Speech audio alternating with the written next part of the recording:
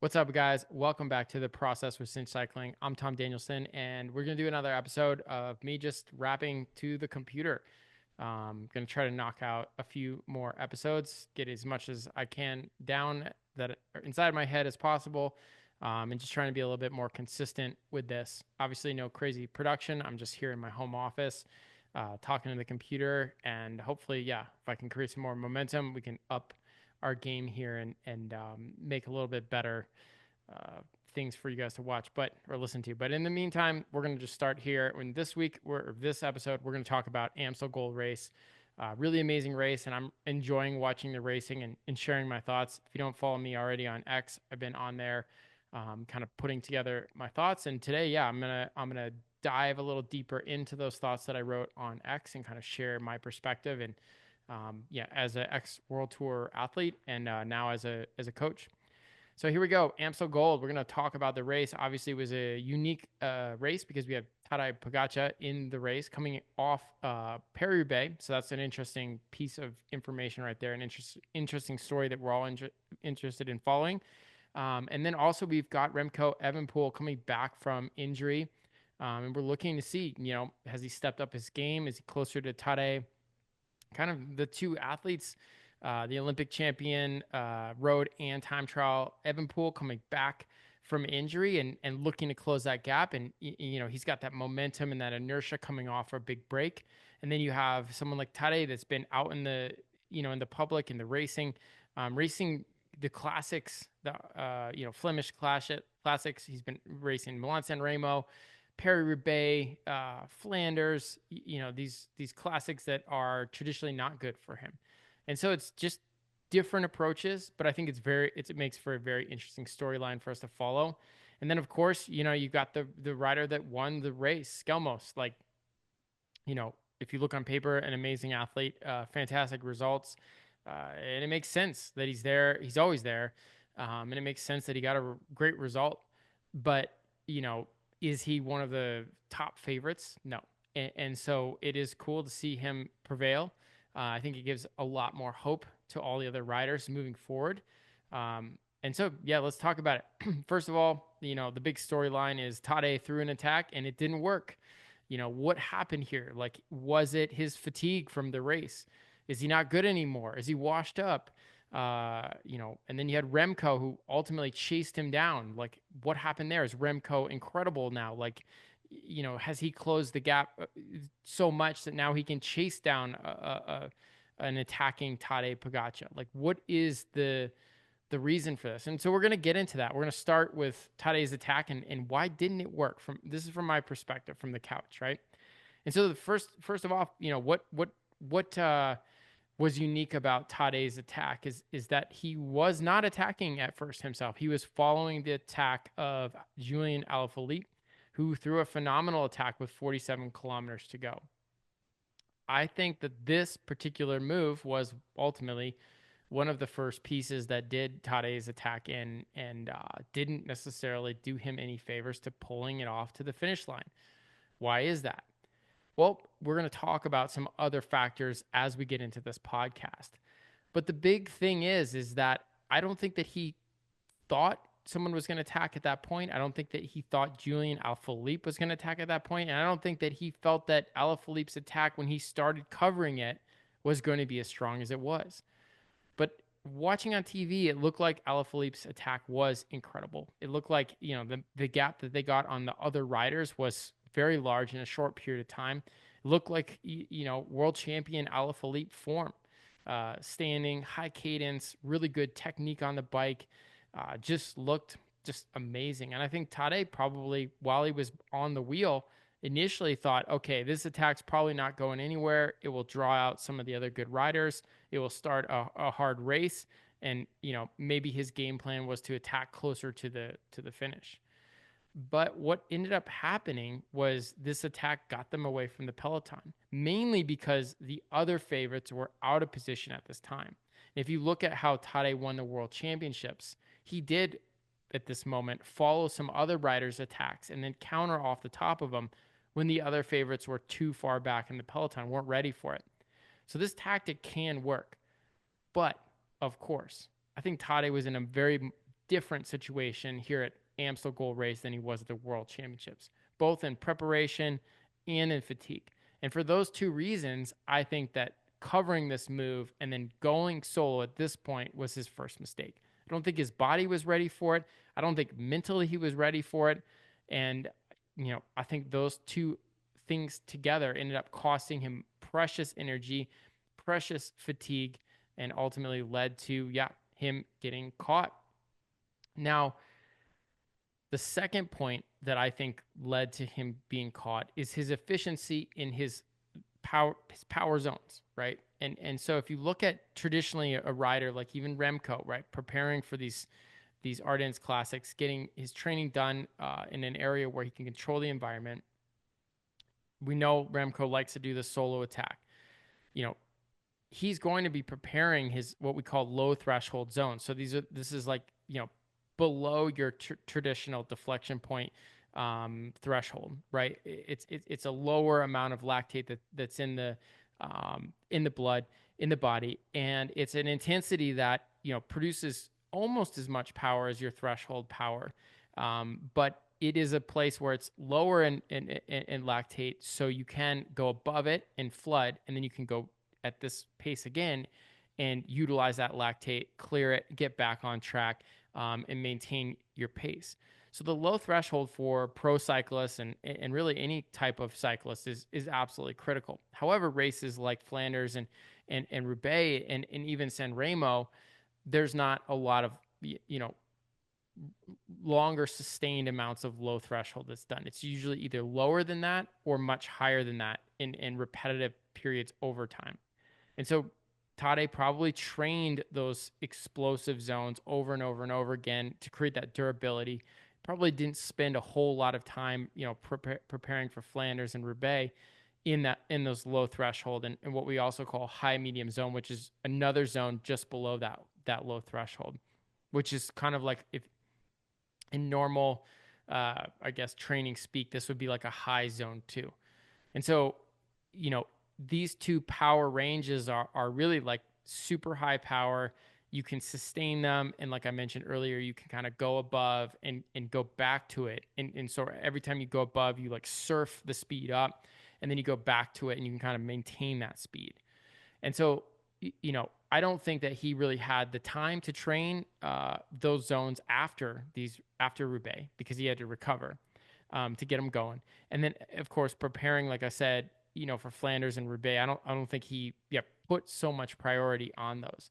And so it would make sense, right, that like even though naturally that's something he's really good at and he's trained them, over the years to be as high as they are, that's why he's able to do it in the race. He gets out front, he's solo. Alaphilippe falls off the wheel. Now he's riding low threshold. Now he's riding high medium. He's trying to, float this gap, this 20 second gap. And he's, he doesn't really feel bad, right? But it probably doesn't really feel natural and good. And so this is where the efficiency part comes in and training, I say this all the time to my athletes that I coach, right? Like training is about practice. It's as much about practice as it is building. A lot of times people think, you go and you do your base season or you go and you do your, tons of blocks of zone 2 or threshold or whatever it is. And you build this engine, but that building of that engine is just kind of like the entry point. And then it's like, how efficient can you get with your zones within that engine? And that becomes kind of your competitive stance that you're able to take, right? And rider, the further you get up the totem pole in the competition, the racing, a lot of times people just think it's more power, but a lot of times it's efficiency with these zones. And what that efficiency does is makes it so the riders can, perform in those zones with higher levels of fatigue and do more reps in those zones and not get fatigue as much. And another important part, use less fuel in those zones, right, than other people. And so Tadej, we've known this, watching him over the last year. It's like he's trained his body to be so efficient, at that low threshold and high zone 2, what we call in cinch high medium. And so, we even heard on Peter Attia's podcast, they said, well, what's your zone 2 or whatever? And, a lot of people misinterpreted this quote, and it's, he mentioned that, yeah, on days that I go and ride multiple climbs and I do zone 2 on climbs, 340. People interpreted that as he's able to and just rides 340 watts on 5-hour rides all day long in between intervals. This is not true, right? And we've seen some of his data from the races and when he's in these solo breakaways, and probably like when he was at the end of this race, he's in 340, as that base power floor at the end of this race in that breakaway, right? And then he's, raising the pace on the climbs. He's raising the pace every time he can get the speed up into the 400s, the high 400s, and things like that. But then going back to that floor of 340. And so, because of his preparation and because of, his fatigue, I don't think this zone was super good. And so once he got out there, I don't think like he felt it. But then all of a sudden, I think he also then felt that inefficiency there. And his body was, kind of like, yeah, just like a car that, or an engine that just didn't get the right gasoline, right? Like, it's kind of stuttering, it's struggling, it's bogged down. I'm guessing that's kind of how, his body and his legs felt, right? A lot of people call this not being open, right? And again, that's just like the zones are not turned on, right? The efficiency is not there. And so I think, yeah, once he got out in that move, I think that, yeah, he noticed that he didn't have that efficiency. And even though he started to try, like the gap, stayed about 20 seconds. I just don't think it was there. And I think, you guys have all, listeners, you've all been there where, you're in an interval and you're starting to get depleted and you start at that interval and it feels one way. You kind of have an RPE of one feeling. And then that second half of the interval hits, right? And you're low in glycogen. Mentally you're starting to lose focus. You can feel your respiration rate that was controlled the first part of the interval. Now all of a sudden it's shorter, and you're just struggling with that. I think that's how he felt, right? It's just like you can still do the power, but the end is near and something's not right. And if you think of a rider like him that's just used to just riding away from people and you're feeling this sensation, right, of just kind of the walls closing in, that respiration rate going up. And if you watch his stomach, like I love to watch the rider's stomachs because you can really see their respiration rate. And when it starts to get out of whack and it gets out of control, it gets shorter and shallower. You could see he normally takes these big breaths with his stomach, and you could see they were getting shorter and shallower. For me, yeah, that is inefficiency. It's looking like, he's starting to run out of glycogen. And what he did, and we're talking about why his attack didn't work, but I'm also going to talk about within that, like, what he did that salvaged it. And this is something that you guys can do too with your training and your racing is like he just stepped it down a little bit, right? And I think Remco chasing from behind, I think, yeah, he was super strong, but I don't think Remco really poured it on more as the gap went down. I think Tadej, realized that the zone wasn't there, realized that he was running out of glycogen. We saw him go for a gel. We saw him go for some more food. I think he toned it down a little bit, got down into that high medium zone or whatever, which is again, like we heard on Dr. Atia's podcast, 340 or whatever, something like that. Got down to that. And then, yeah, at that point, started just, okay, I'm going to keep my composure. I'm not going to let him catch me like directly, but I'm going to ease off. I'm going to let my body kind of reset, get that breathing, that respiration rate under control, mentally get rechecked in. And then I'm going to try to do the rest of the race with these guys, and change my race plan.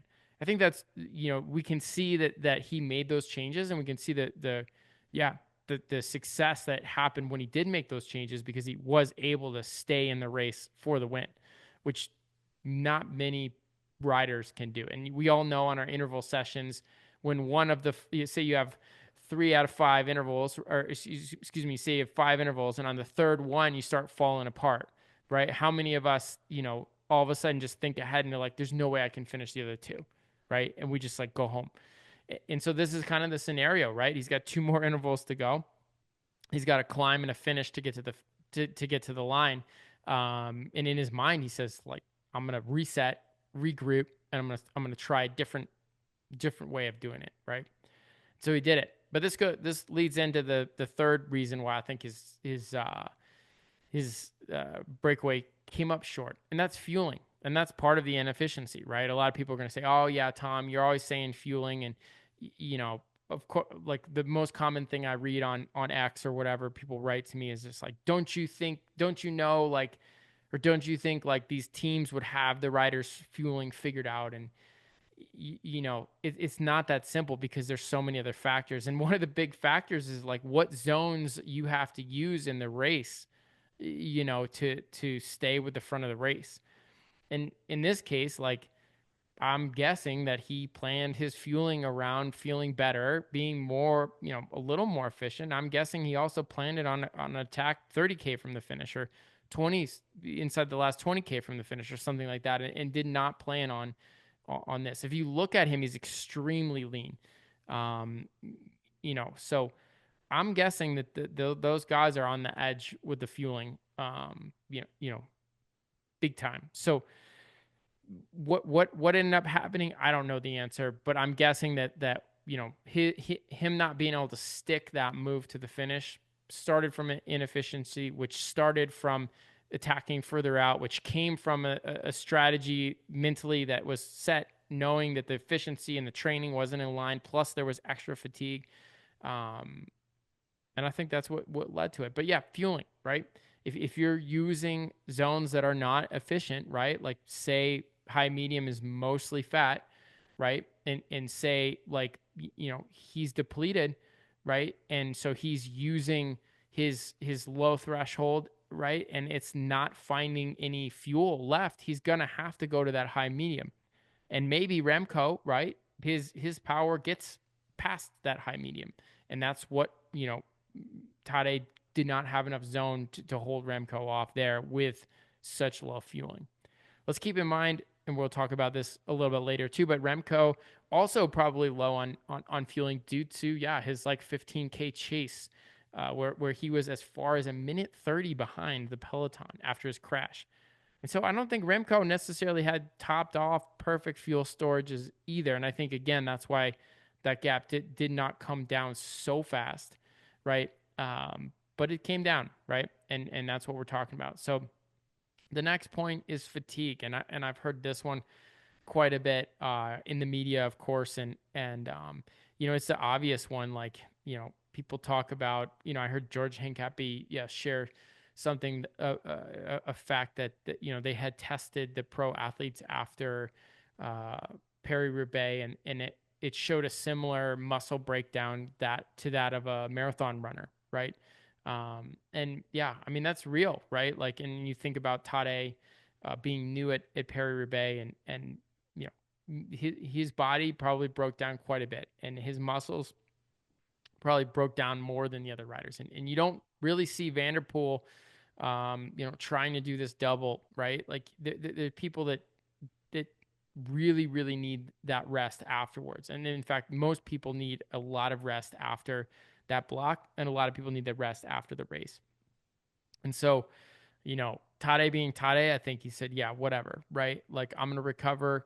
I'll be fine. And for the most part, right, like he did a better job recovering than probably anyone else in that race. So he's right on that. But, again, like for sure there was some residual fatigue, and for sure some of that led to, him not being totally on during the week where he needed to train those zones, get them going again. And then also, probably being a little bit mentally dull and also a little bit physically dull, with the needed extra mental strength and physical strength to kind of push through that barrier that you feel at the end of the race, right? Which is like, man, everything hurts. It's just you and your mind, and you've got to push through it. Like, people don't account for that. People think a lot of times we're just robots, and it's just like, hit the gas pedal, man. Put it at 400 and just slam that gas pedal. But like, there's so many things that have to happen mentally to be able to drive your body. And if that body is screaming and saying, look, man, I'm not ready for this, which likely his body was saying, right? There probably was some degree of a compromise that happened in that breakaway, which was just like the mind said, dude, I'm fried. And the body said, I'm fried. I'm fried too. And said, okay, let's slow it down. Right. And I'm sure, some of that happen, right? So yeah, the last bit, why did Tadej's attack not work? Remco, right? Like, let's be real. I mean, if Remco wasn't in the race, Tadej would have won. So, and we wouldn't even be having this conversation, right? It'd be like, man, he won another race. Like, shoot, like, he isn't invincible. He is invincible. And, Paris-Roubaix, no problem, like wins a race. But Remco was there and Remco chased him down and Remco brought it all back together. And this goes back to, when I saw Remco put his schedule back, I think it was out in December, he listed no racing until these races. And in my mind, I saw that and I thought, like, he is aiming at, Tadej, because we already knew Tadej was doing these races and we already knew he was going to do this new classics focus. We already knew that at this point. And I saw that and I thought, man, I wrote it on X too. I said, like, this guy, he's going to come out swinging. And, this is a good strategy because, and I wrote this on X and I got a lot of criticism for it. But, like, people, I said, like, when you're at home and you're training, you kind of pick certain races where kind of more or less what level Tadej is going to bring. And then you have kind of these first races where Tadej's in the race. You have teammates that's in the race. You can figure out and calculate kind of more or less the power that's being done, the climbing times. You can see the different strategies he's doing. You can kind of, communicate with other riders on other teams and also kind of get a better idea on kind of where Tadej's form is and what performance level, he's doing. And, I'm guessing, and again, this is just my opinion from the couch. Obviously, I've got some experience racing and training and also coaching, but, like, this is pretty common. I think we saw it with Jonas last year in the Tour, like this kind of disappear, go train everything up while you're aiming at a particular level that you can kind of see your competition already performing at and try to beat that level and then show up at this race and try to get them. You get in their head, right? Because you do this. I mean, Remco almost kind of took the playbook right out of, Jonas's, lap more or less, right? Where Jonas was like, I'm not even sure I'm going to start the Tour, and then showed up at the Tour like incredible level, right? And if you looked at how skinny he was and how ripped he was, that's not a guy that, like, was at home wondering or not if he's going to be able to race. That's a guy that, like, hey, is like, let me out of the cage. And he did match. He did match Tadej's climbing speed and power on explosive climbs and some longer climbs at the first part of the Tour. And so, that strategy more or less did kind of work. So looking at Remco, I think he made this plan. He did the training, he put in the work, he had the opportunity with the injury to kind of, get out of the racing, and focus on just pure training for these next races, knowing that he's going to he knows exactly, he's won, he's won Liège before. He knows how to do this race. I'm guessing he's aiming at Pogacar, at these races, and, going to try to beat him and at least going to try to stay with him. And if he pulls that off, right, which we saw, he was pretty close to beating him, and he definitely brought him back. If he pulls that off, like, the momentum shifts a little bit. And I think, from a big competitor, right, it kind of puts him in the game, right? And a lot of times these athletes, they just need stuff like that. They just need to see it. They just need to taste it.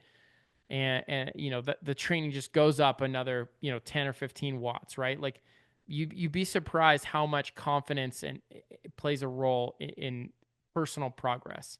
This is why coaches, I'm a coach, that's my trade. This is why coaches are so valuable, right? Is because, they know the process and they can kind of give people the perfect process for them and then give them the reinforcement and the encouragement that's like, hey, look, you are doing what you need to do. Like, you're doing a great job. And so in this case, right, like, Remco does this training, hits his numbers, comes out, catches Pogacar at the end of the race. I would say everyone in the camp of Remco just learned something a little bit more, and has a little bit more confidence moving forward, which, someone like Tadej, right? Like, he does he doesn't need that, I don't think, right? But like Jonas and Remco, I think they need, you know, these little wins along the way to feed that confidence. And Remco got it a little bit, right? Wouldn't say that I would give him a 10 out of 10 on the performance, and we're going to talk about that here in a minute. But I'll give him a 7 out of 10, right? He ended up catching Tadej, bringing him back, being there in the final. I think he felt like he was going to beat him in the sprint. He did not beat him in the sprint. And so I think he made some tactical errors. I think he made some errors with how he interacted with the other racers as well, which I guess we could put under tactics, and we'll talk about them in a second. But the reality, we're just going to finish the Tadej piece on this is, had Remco not been in the race, Tadej would have won. And so I think both athletes can recognize that and use that moving forward and say, look, first of all, Tadej, and I heard this in an interview. Actually, I heard this in an interview after the race where he said, no, I knew Remco was going to be at this level, right? And so I think also he saw, knowing that the caliber Remco is, he saw the schedule change. He saw the way he, no racing until these races. He saw the ambush coming, right? It's not his first rodeo with this sort of thing. So I don't think Tadej's really thrown off or anything, but I do think he's probably upset.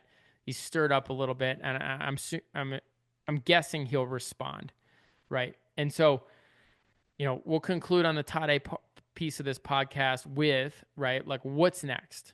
Is he washed? Is he fatigued? Does he go home? Is he get beat in these next races? What happens, right? And knowing what we know about Tadej, first of all, he does best with getting beat, right? I've never seen anyone as gracious in defeat as Tadej. The second Skjelmose passed him at the finish line, and I mean the second, Tadej put his hand on his back and said, congratulations. The second, you can't make that stuff. I saw some people on X saying that, Tadej's like a fake sportsman and blah, blah, blah. No, man, that, you can't make that stuff up, right?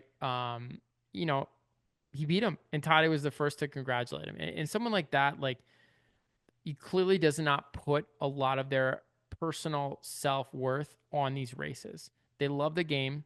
They train for the game. They love playing the game. That's it, right? If we, just as you and me as athletes, if we could get that to that place more in our workouts and in our races, I think we would enjoy the process a lot more. Because at the end of the day, right, we love the game. We love the training. We love the stress. We love the challenges. It's what gets us excited. It's why we pay the money to go to the race. We love the feeling after the race of, weren't sure we're going to be able to complete it. Weren't sure we're going to be able to get result. And oh my gosh, we got it. We did it. It's euphoric, right? You can't beat it. And so somehow he's able to try so hard by accepting when people beat him and also not getting over the moon or arrogant or cocky when he wins.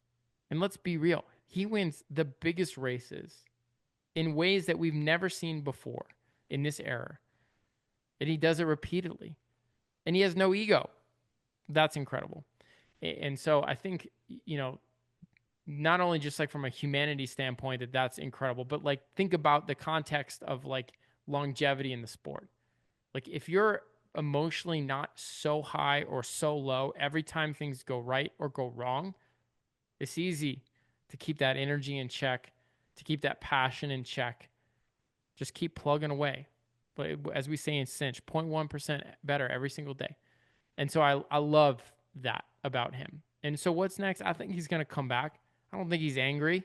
I don't think he's hurt.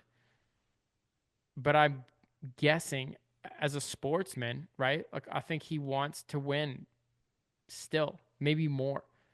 And so I'm sure he's going to, rest after this race, do some openers or whatever tomorrow, get ready Tuesday, probably work on the low threshold a little bit. Flesh does not need this as much, right? We can maybe guess that Remco might try something further out from the finish, maybe. But, or maybe Tadej will, but I doubt it. But I would say that finish, and the way that race is, that suits him, no problem. The style of racing that he's done, for the classic. So it's really just Liège. Hopefully, yeah, he'll be able to get some training in between now and then, and work on those zones a little bit more, and yeah, be a little bit stronger, and yeah, probably be a little bit more dialed with his strategy, and boom, and his fueling, a little more aggressive with that, and yeah, I predict he comes back strongly, yeah, and gets it done. I wouldn't put it against him to skip, Flash. I wouldn't mind that. I wouldn't be surprised if he did that. But yeah, I saw an announcement today that yeah, he's on the list. So from his team, so it sounds like he's going to give it a go. And yeah, I think he will level up his performance from this race and yeah, take the win. But yeah, we'll see what happens. All right, let's get on to Remco, because yeah, Remco, big story, big comeback. Kind of talked to you a little bit about that just a second ago, about my perspective on yeah, aiming at Tadej, aiming at these races to close the gap.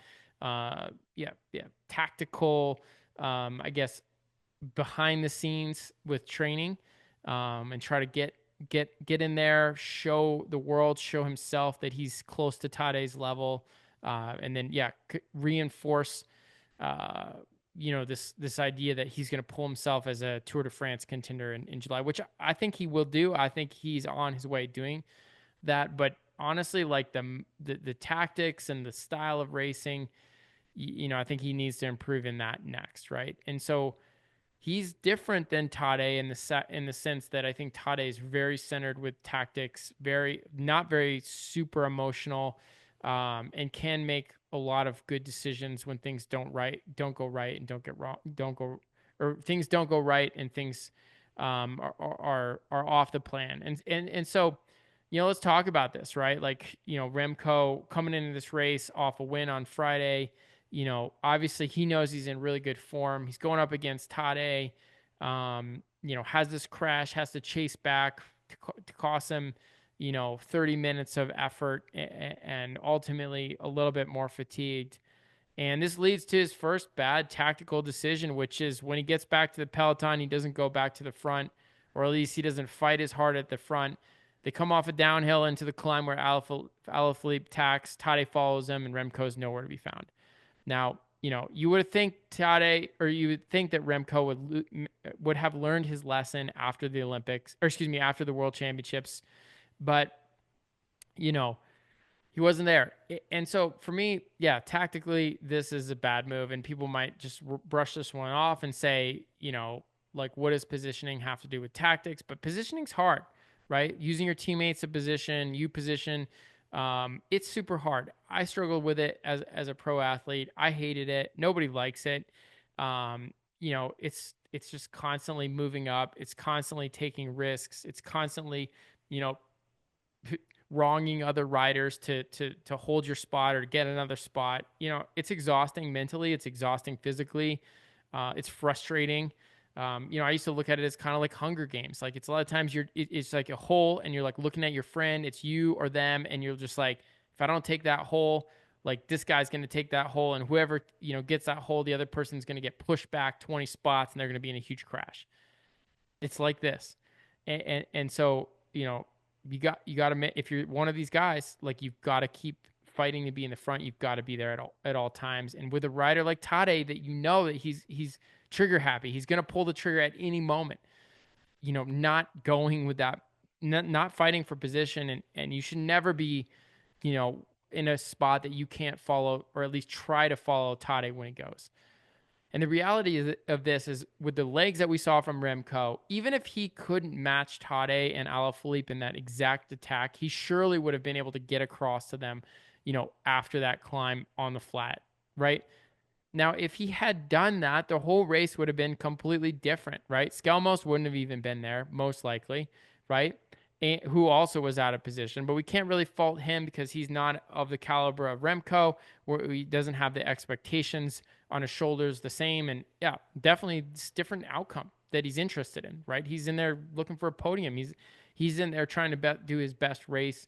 But yeah, he's not in there as the Dragon Slayer like Remco, trying to chop down Tadej, right? Like that's, you can't slay dragons from outside the layer, right? Like you've got to be in there in the battle, in the fire, in the heat, if you want a shot at that. And so he misses it. He misses the move. And so this ends up being, in my opinion, a fatal error. And I was quite honestly shocked that he even got back.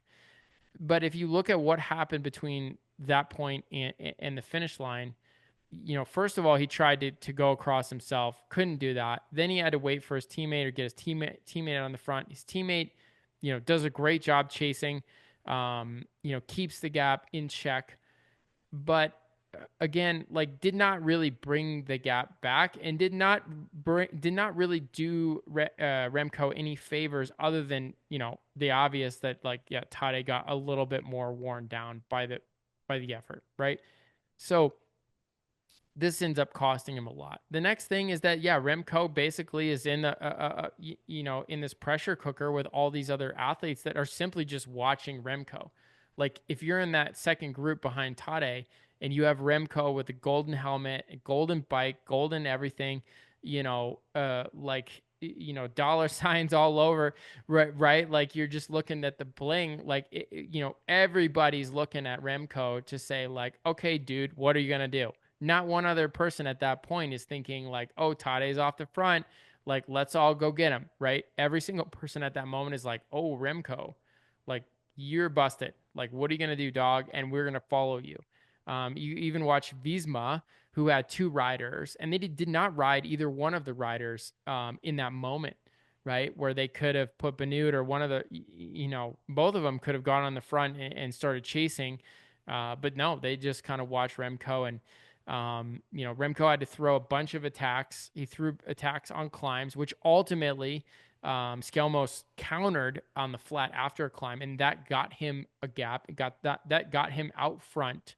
And then eventually Remco was able to break free on a flat road after a climb. So basically attacking and counterattacking himself until people couldn't take it anymore.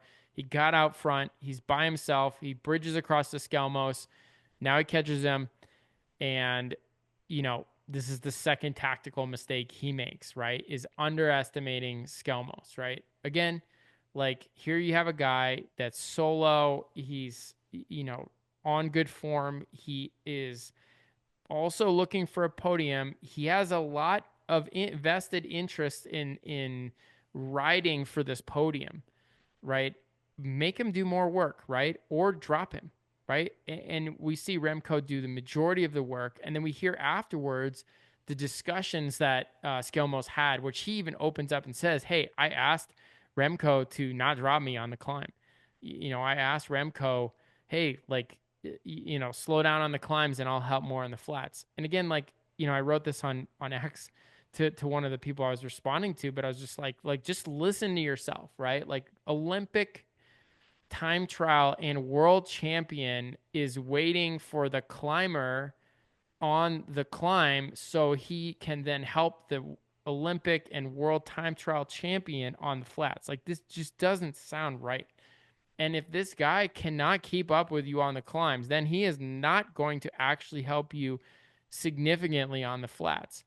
And if you are pulling him along more than he is doing his work, like no matter how many Olympic, golden helmets and shoes and bikes you have at home and how many rainbow jerseys, like the reality is the draft is a real thing, right? And it can equalize anyone. And so in this case, we also know Remco chased for 15K, and he's chasing the strongest guy in the world.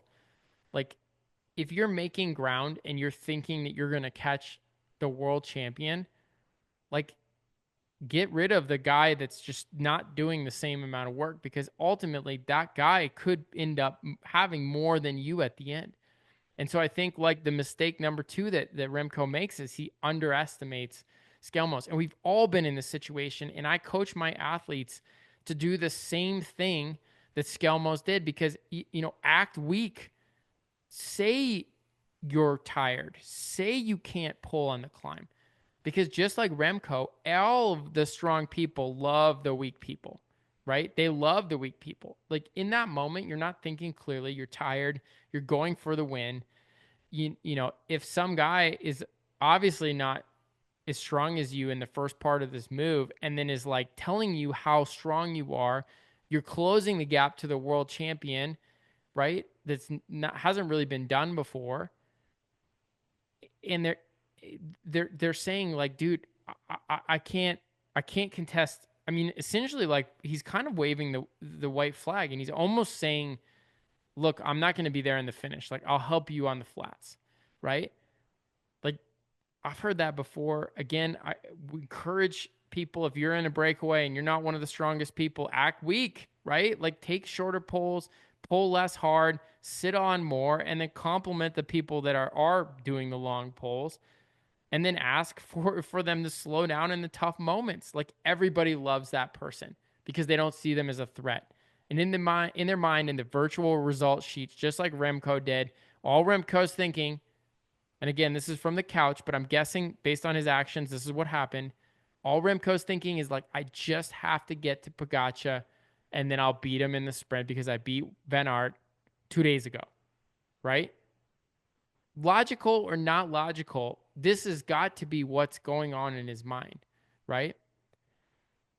And I think it's fair, right? Like, I think it's fair, right? Like, no one's really ever brought back Tadej. So it's like, it's logical to think like, well, if he can't solo away from me and I just beat Van Aert last, 2 days ago, like there's a good chance like fatigue Tadej, I'm going to beat in the sprint. And again, that's another reason it's got to drop Skjelmose, right? Because, you in your mind, you're already planning these two different scenarios. And if you're having to, bring a third scenario into when you catch Tadej, that's really going to detonate the race and change it and put a different balance on the way the tactics are going to run in the end.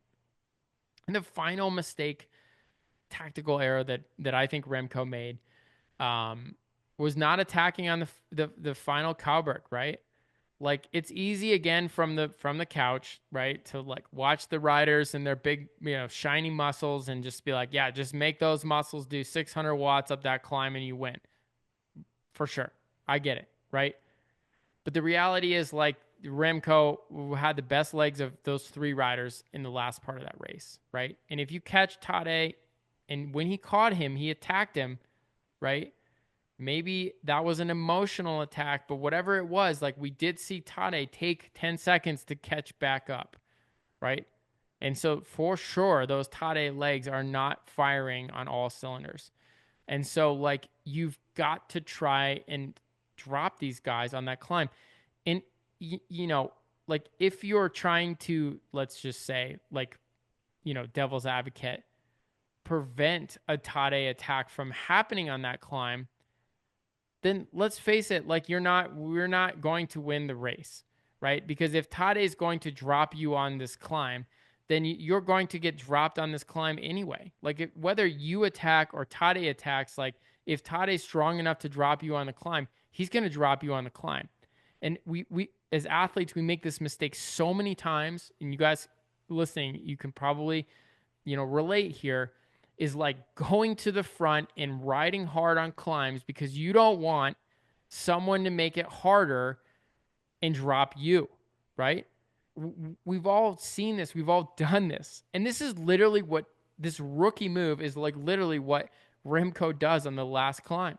Is he goes on the front on the climb and rides a pretty hard pace that does not drop Skjelmose, that does not drop Pogacar, and for sure takes away energy out of Remco's legs for the sprint, especially if we're talking about the end of this race and we're talking about every little bit of fuel matters in this sprint, right? It's not a given. A sprint at this point in the race is about fatigue and fueling, right? And so, like, he goes and does this sort of defensive move, and you hear in the interview afterwards from Tadej where he says, yeah, Remco rode a pretty fast pace on the climb, and I just, in my mind, I thought, I'm just going to sit here and do the sprint. Exactly, right? Like, he achieved what the Cat 5 riders are trying to achieve on their local group rides, right? That I'm going to make it just hard enough that the really strong people behind, like, don't feel like they can attack. but those really strong people are probably going to beat me anyway, right? And so in this case, I think Remco had to try and attack. And at that point, if the other two riders followed him, then he knows I don't want to lead out the sprint, or I'm going to have to go for a shorter sprint because these guys have a lot of freshness, or they have more power than me, or whatever it is. But at least you learn something in that moment, and you've got to take that risk, right? Like you've got to set up that final so you understand, what you're working with and what you're dealing with. And also, like, taking that risk might result in a solo win. Now, I get it. Nobody wants to throw an attack in the last 2K on Tadej Pogacar on a climb, right? But back to what we were talking about, the solo mission, the Dragon Slayer Remco, like, dude, if you're going to slay dragons, you need to start now, right? Like, you need to get the sword out, and you need to just take a swing, and sprinting with the dragon in the end and then getting beat, that does not count as pulling the sword out and swinging, right? That's just survival. That's not slaying the dragon, right? That's getting slayed by the dragon, right? Because we all know the dragon was hurt. We all know the dragon was tired. We all know the dragon got gamed by you. We know it's a limping dragon, right? And that limping dragon still avoided your sword and put you in the fire at the end, right? And so again, we go back to the mission of Remco. We go back to kind of what was going on in the race. Did not slay the dragon. Didn't really wound the dragon. Didn't really tactically pull off anything on the dragon other than the dragon, put on a show, came back, and still beat you, right? So for me, I think Remco's got great legs. I think Remco is on a new level. I'm loving that fact. But I do think Remco has got to mature and up the strategy and up the game if he wants to slay the dragon, right? The last piece of this, and a lot of people have called this out on the internet. I've read some people love the whatever colorful sharing of feelings and things like that. But yeah, Remco says, yeah, if I didn't crash, I would have won, right? And had I started my sprint later, I would have won. Whatever it is, and then gets on the Instagram and then says, comments kind of jokingly with Skjelmose. It's, something like, I'm looking forward to my bonus or something from you, implying that he worked for him. Again, the difference between Tadej and Remco here is obvious. Right? Tadej loses. Tadej did all the moves. Tadej played all his hands. Tadej got beat. And in that moment, Tadej, right, owns all those things. And then just like we're breaking down in this podcast, most likely goes back with his team and his coaches and says, here's the mistakes that we made. In the meantime, he congratulates the person that beat him and does not use his mistakes as a reason that this rider beat him, right? We said, as simple as it was, Skjelmose rode a great race, and he passed me in the finish. He beat me in the sprint, right? There was no coulda, shoulda, woulda. There was nothing else in that degree of maturity and ownership, and that ability to turn the page immediately and start looking forward with taking the information that he got inside. That's why one of the reasons why he's so good. So let's use that point to transition into the last part of this podcast. Skjelmose, right? Here he is, takes this win. What happened? How did this happen? And I think, listening to this podcast, you already kind of understand, right? We've set it up, the two bigs, their actions more or less set it up. But he did some unique stuff that we really need to address. And I think to all of us that's, listening or watching this race or listening to this podcast, there's some information here that you guys can take and use in your cycling in your competition. And then the first piece, I love it, is just show up every single day and try, right? Like this guy injured this year, crashes, bad luck. Like he's always there. He's always, his team's riding for him, right? He's in the front. Like he's trying, he's throwing attacks, he's aggressive. Like he's an opportunist, right? He's making his future. He keeps trying. And like if he's watching the power meter, which he is in training, like that thing's going up, right? His zones are going up. He's putting in the work. He's showing up every single race. He doesn't need to win. He doesn't need to have the articles written about him. He doesn't need to have the rah-rah inside the team about him or this or that. Like he says, you know what? Like I'm getting better and I'm going to keep trying. I'm getting better and I'm going to keep trying. And guys, those two things, that's which all you need to take, right? And say, all I need to do is to keep trying and get better. And if you do those two things and you keep showing up, you're going to win. You're going to come out on top. And so Skjelmose did that. And in this moment, like, again, the key thing to also take away from this experience is like, you don't know when your big breakthrough is going to happen. He talks about all the negatives that's happened in this year, the crash and his grandfather dying and, Paris-Nice, right? Like, this big goal of his, and he was doing well and he was up there, just gone, right? Then his grandfather dies, gone. Hope, happiness, gone, right? Like, you know what I mean? Like, you don't know, like, the bad things that are happening to you and the challenges that are happening to you. Like, you don't know that, like, your breakthrough is just on the other side of this. And so, like, you got to keep going no matter what. And when things are gnarly, you got to keep going. When things are going, like, it seems like you just can't do another day of this. You've got to keep going.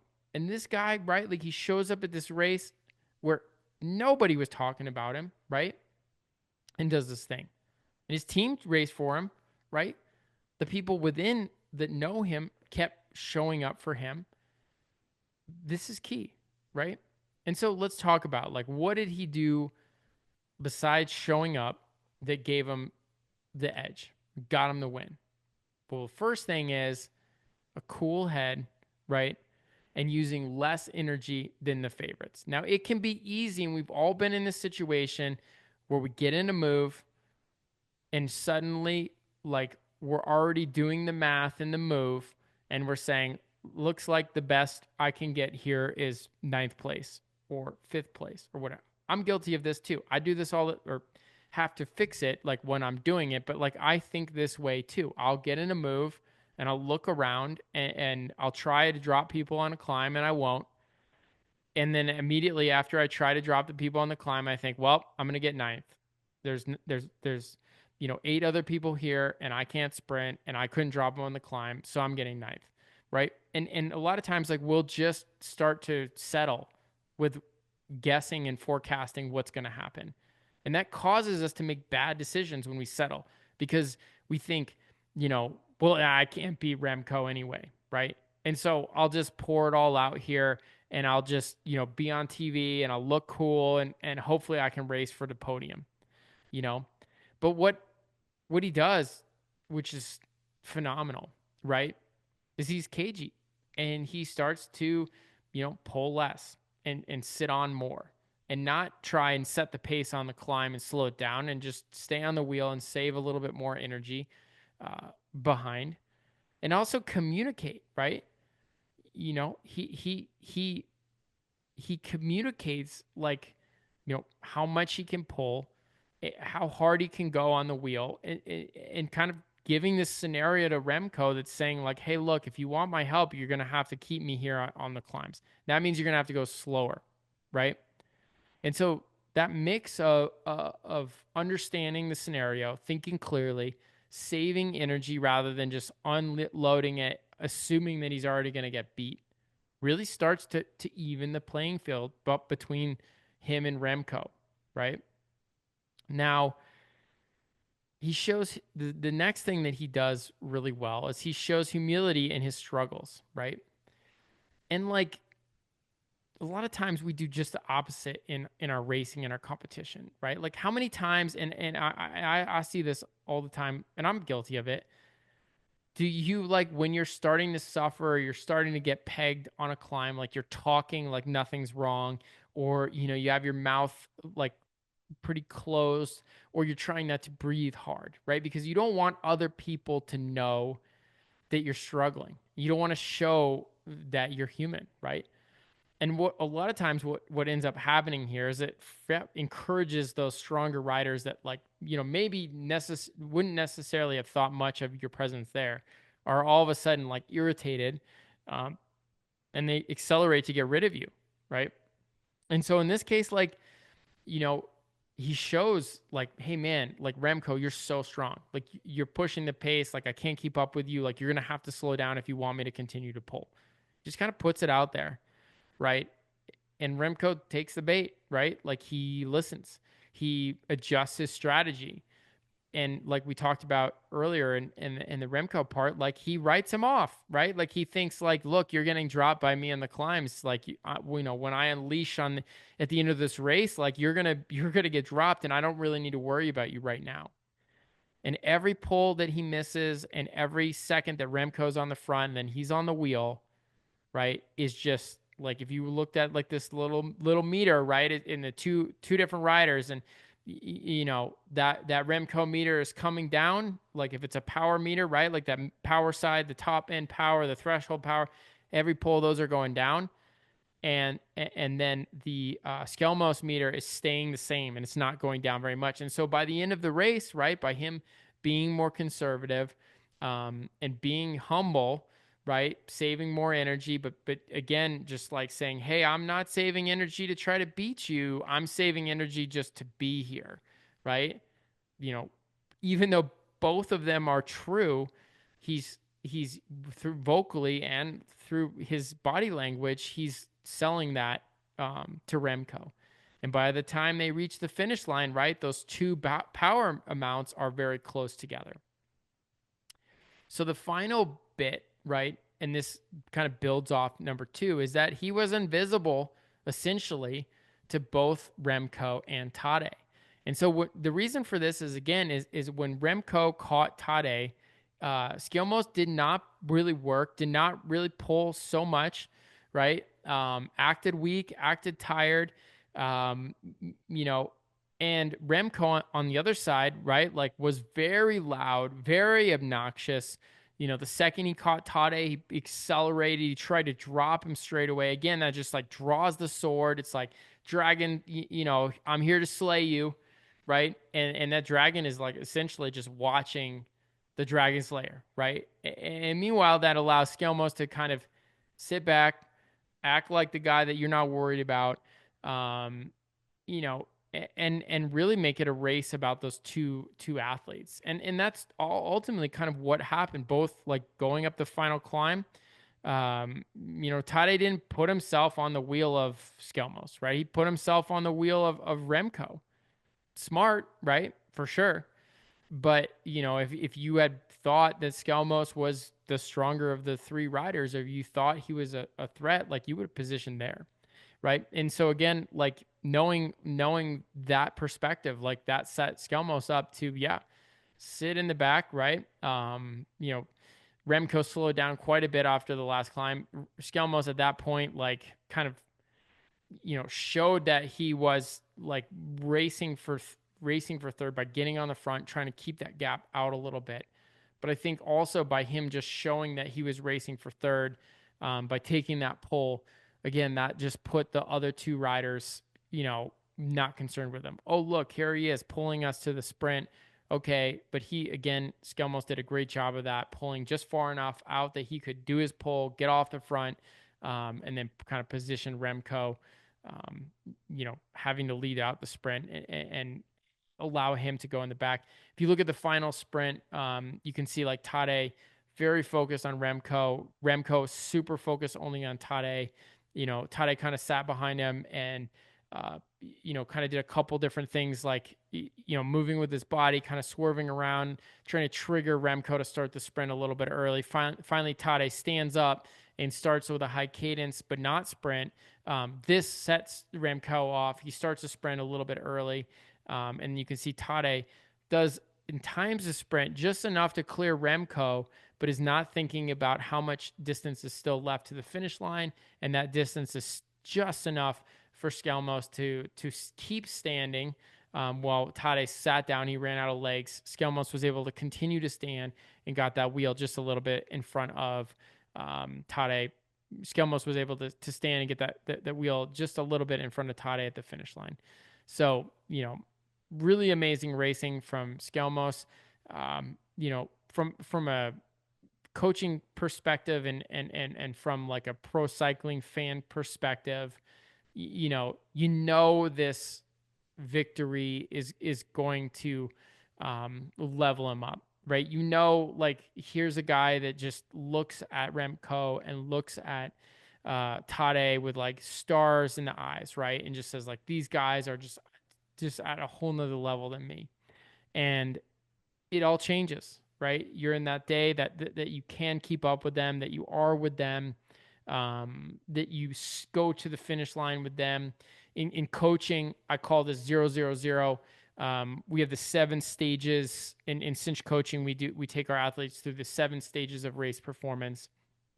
And, stage number 5 essentially is getting to the finish line and seeing a finish line, with the clock says 000. I remember one of my first victories, one of my first times that I was in the race for a victory. I remember pulling up to the big finish line, the barriers, the fans, and I remember looking up at the the arc of the finish line and seeing the timing clock. And it said, normally I was used to before, like it'd say like, -5 or -1 or however minutes or seconds you were behind. And I remember looking up and seeing that clock with 3 zeros or 4 zeros for that matter on that clock, right? And knowing like, oh my gosh, like I'm sprinting, I'm racing for the win. And for me, like I call that stage 000. And so for him, right, like, being there with one rainbow jersey, another one with being there with the guy with the Olympic championship, gold bike, Olympic championship, gold helmet, Liège-Bastogne-Liège in a few days. This is the winner of that. This is the guy that's won, the world championships as well, like both road and time trial. Seeing that 000 in a major race like that and going for it, let alone win, right? That's all you need. Because every interval, every day that he wakes up, every bowl of oatmeal, right? Like every massage, every sprint in training, every climbing interval, right? Like every core workout, whatever Skjelmose does from now on, he knows that workout is taking me to that place of 000, right? And that workout is setting me up for another experience like that, right? And that's the breakthrough that you need. That's the connection that you need. And for me, like when I had that connection as an athlete, the rest was history, right? Like I just started winning. I just started always making that finish line. Because again, it's exponential. Not only do you have the confidence in racing, but more importantly, just like I was saying, you have the confidence in training. Skjelmose is going to have that confidence. He's playing to win. He knows he can do it now. Got Flesh coming up 2 days. He's been second here before. He's been second to Tadej. He knows. He knows what that finish line looks like at this point. He's going to go for it, right? Not saying he's going to get it. He doesn't need to get it. But he knows he's closer. And he knows he can do it. In every race, win or lose, he knows he's getting closer to that experience more often. In every training session, he knows that he's getting closer to that experience in more races. So it's going to be good. Well, guys, that's it. That's it for this podcast and me rambling to my computer. Hope you enjoyed it. It's definitely a little strange talking to myself, but gonna keep practicing, get better at it. Hope to do something more with this, and just enjoy sharing my thoughts, putting them all out there, telling some stories, giving some coaching. And if you're interested in coaching, we have an amazing coaching program, an awesome coaching community. We have 9 coaches all in addition to myself that work here at Cinch Cycling. Created some cool new stuff too. Created a new modeling coaching program that I'm going to talk about in the next months. Something that I think is groundbreaking. We coach in 4 pillars of performance. So not just fitness. You heard me talk about low threshold and high medium. We have very different zones than traditionally, and I learned these zones, racing in the World Tour, working with the top coaches in the world. And they use terminology like we use, and I found that there's a lot more actions in cycling than a like traditional zone system. And so we've created a zone and different combinations of zones to match and train your body to be able to do everything you need to do in training, in racing, and improve your cycling performance. We also work a lot on technique. That is something I learned as a coach, how is important. When I was racing, I didn't think much of technique. I just had the benefit of racing with amazing athletes such as Chris Horner, Lance Armstrong, Alberto Contador, Christian Vande Velde, George Hincapie, Yvonne Basso, Levi Leipheimer, you name it, Bradley Wiggins, David Miller, Dave Zabriskie. Like, I had the coolest and most badass teammates. They all were good at different things, but they were the best in the world at what they did. And I was able to kind of watch and see what they did differently. And now fast forward to coaching, I've noticed that people don't do the things that we do in the World Tour, like with their body, right? They can't produce the amount of power because they don't use their body in the same way that we did in the World Tour, that like athletes like, right, that Alberto Contador, how they used their cadence, how they used their standing, what they did with their elbows, what they did with their hips and their core strength. And so we spend a lot of time in Cinch teaching athletes how to do these things, in the workouts, create specific intervals that force your body to learn these techniques, and then have ways to see in the intervals how you're doing, and also use video analysis and stuff to give feedback. So we're able to do it remotely.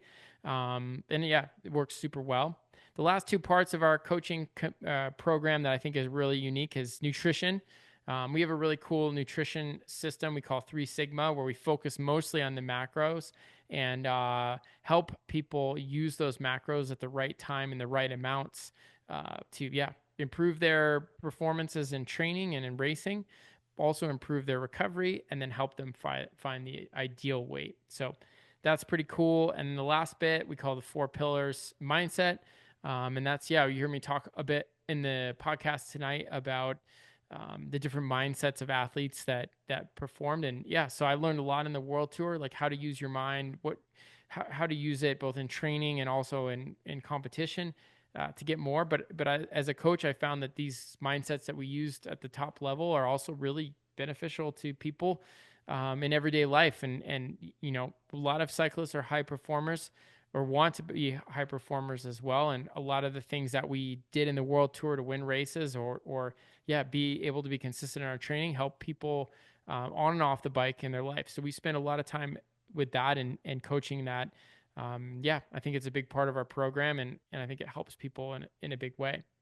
And the last, I didn't mean to go off on a tangent about Cinch, but I just figured it's what pays the bills, and I should share, right? Like I'm not promoting some drink or some supplement here. I just figure I'll promote our own business. And the last bit of our business that's pretty awesome is our community. That's something that we stumbled across. Like, I've always believed cycling is a team sport.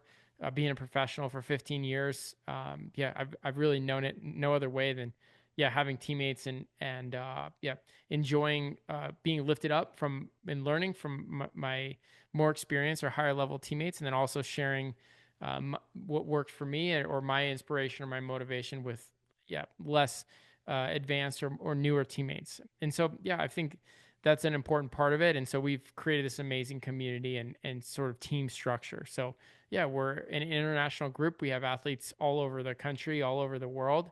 But we bring them together with an online app that we have, so we can do meetings, we can do talks, we can do online rides, and then we do camps with our group throughout the year.